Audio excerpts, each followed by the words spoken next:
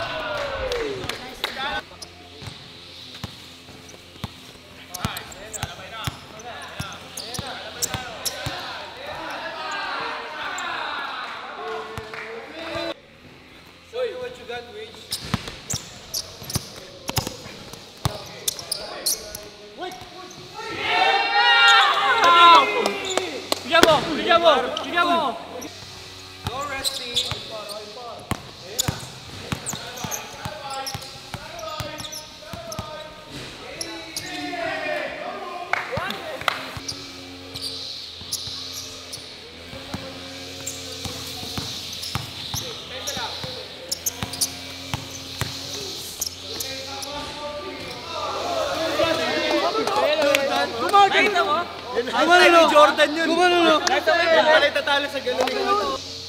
Bawi lang, Bap. Jump shoot.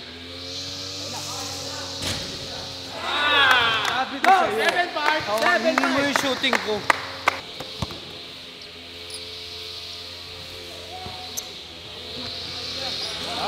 All 7. All 7.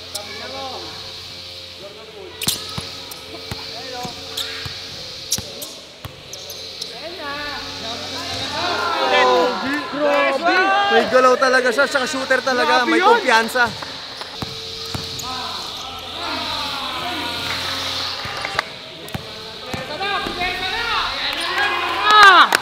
Let's go! Sumalida na, pre! Sumalida na!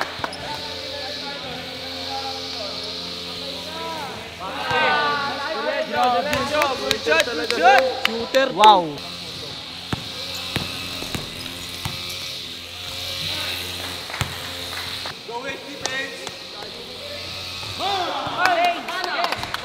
Ito abangan nyo. Defense! Defense! Bang! Jordan Poole.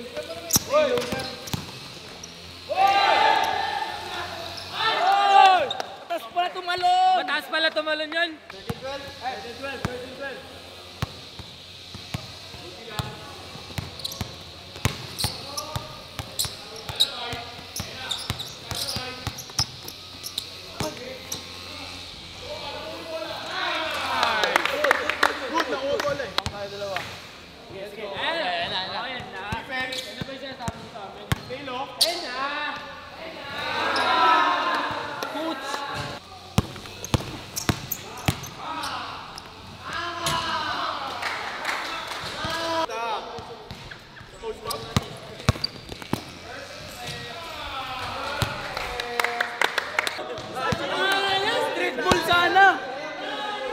kong double kasi nagawa ko din yun dati.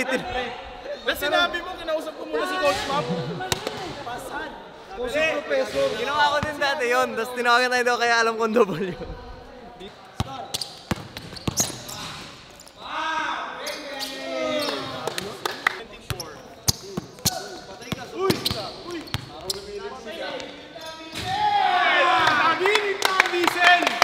Para ka palang Kaya pala 140! Diesel yan eh. Pensa wait. Ay, wait. Minimum wage. Saan ka punta? Bro. Mga mata, namumula. Sige lang. Ano score natin? 19-4. 19-14. Guys, alis ko. Time out daw, coach.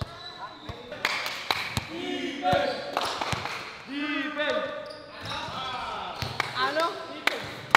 Defense. Ayan na, nag-init na. Uminit nung pagdating ng 14 eh. Last. Laksan nyo kasi. Kaya mo, pre. Nilaksan nyo. Bye-bye.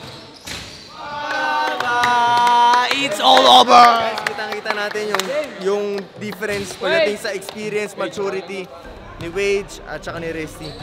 Iba yung naglalaro ng 140,000. Si Wage naman, merong skills, wala pang timing, wala pang patience, nandun yung bilis, nandun yung potential, nandun naman yung footwork na magandang i-improve at i-develop.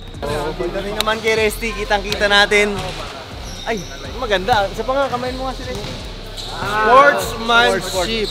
Ang maganda naman dito, na-experience si AC yung kumbaga maturity na meron si Resty. Kitang-kita natin yung maturity, yung timing, hindi nagmamadali, yung galaw, walang sayang, yung shooting, lahat andun eh.